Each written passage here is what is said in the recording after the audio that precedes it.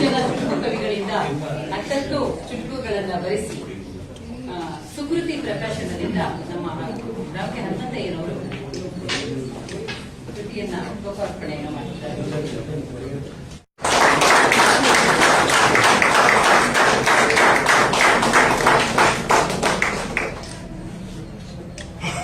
ಬಿಡುಗಡೆಯ ಗೌರವವನ್ನು ಕೊಟ್ಟಿರುವಂತಹ ಒಂದು ಪುಸ್ತಕ 100 ಇಂಗ್ಲಿಷ್ನಿಂದ ಕನ್ನಡಕ್ಕೆ ಅನುವಾದ ಮಾಡಿದ್ರೆ ಕೆಲವೊಂದು ಪದಗಳು ಅರ್ಥ ಆಗ್ತವೆ. ಇನ್ನಷ್ಟು ಕೆಲವು ಪದಗಳನ್ನ ಕನ್ನಡದಿಂದ ಇಂಗ್ಲಿಷ್ಗೆ ಅನುವಾದ ಮಾಡಿದ್ರೆ ಮಾತ್ರ ಅರ್ಥ ಆಗುತ್ತೆ. ಈ ತರದ ಒಂದು ಕೆಲಸ ಆಗಲಿಕ್ಕೆ ಬೆನ್ನೆಲುಬಾಗಿ ನಿಂತವರು ರಾಮ್ ಕೆ ಹನುಮಂತಯ್ಯ ಸರ್ ಅವರು.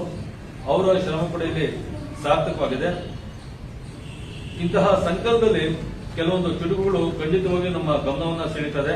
ಪಾಲಿಸಿದರೆ ಸುಗಮ ಸಂಚಾರ, ಪಾಲಿಸಿದರೆ ಸುಗಮ ಸಂಚಾರ, ಪಾಲಿಸದಿರೆ ಗ್ರಹಚಾರ ಸಂಚಕ. ಕವಿಯಾಗಿ, ಗಾಯಕರಾಗಿ ನಾಡಿನ ಹಲವಾರು ಸಂಘ ಸಂಸ್ಥೆಗಳಲ್ಲಿ ತಮ್ಮನ್ನು ತಾವು ತೊಡಗಿಸಿಕೊಂಡು ಸದಾ ಕನ್ನಡ ಸಾಹಿತ್ಯ, ಸಾಂಸ್ಕೃತಿಕ, ಸಾಮಾಜಿಕ ವಿಷಯಗಳಲ್ಲಿ ಮಾರ್ಗದರ್ಶನ ಮಾಡ್ತಾ ಬಂದಿದ್ದಾರೆ.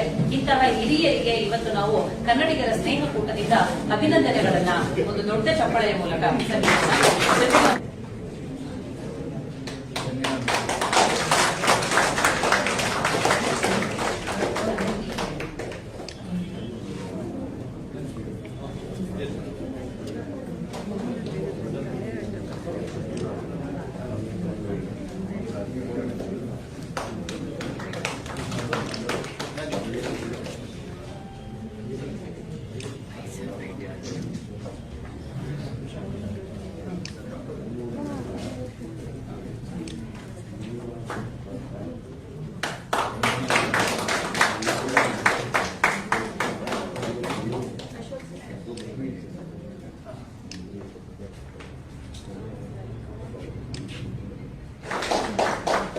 ಸನ್ಮಾನ ಮಾಡ್ತಾ ಇರೋದು ಅವ್ರಿಗೆ ಎಷ್ಟೋ ಸನ್ಮಾನಗಳು ಯಾವ ರೀತಿ ಅಂದ್ರೆ ಇಲಾಖೆನಲ್ಲಿ ಇದ್ದಾಗ ಆ ಪೊಲೀಸ್ ಸ್ಟೇಷನ್ ಇದ್ದಾಗ ಬೇಕಾದಷ್ಟು ಜನ ನಮಗೆ ಸನ್ಮಾನ ಮಾಡ್ತಾರೆ, ಮಾನವ ಮಾಡ್ತಾರೆ. ಅದು ಅವರಲ್ಲಿಂದ ಹೋದ್ಮೇಲೆ ಮಾಡೋದಿದೆಯಲ್ಲ, ಅದು ಅವರ ವ್ಯಕ್ತಿತ್ವ ಆಗಿದೆ. ನಮ್ಮ ಹನುಮಂತಯ್ಯನವರು ಹೇಳ್ತಾ ಇದ್ರು, ಅವ್ರು ಯಾವಾಗಲೂ ನೋಟಿಸ್ ಕೊಟ್ಟಿದ್ರು ಕನ್ನಡದಲ್ಲಿ ಅಂತ ಹೇಳಿ, ಕನ್ನಡದಲ್ಲಿ ನೋಟಿಸ್ ಕೊಟ್ಟಿದ್ದಕ್ಕಾಗಿ ಫೈನು ಕಟ್ಬಾರ್ತಾರೆ. ಆಮೇಲೆ ಕನ್ನಡದ ಒಂದು ಕೆಲಸ ಇಷ್ಟು ಮಾಡಿದಾರಲ್ಲ ಅಂತ ಹೇಳಿ ಇವರು ಟ್ರಾನ್ಸ್ಫರ್ ಆಗಿ ಹೋದ್ಮೇಲೆ ಅವರಿಗೆ ಸನ್ಮಾನ ಮಾಡ್ತಾರೆ.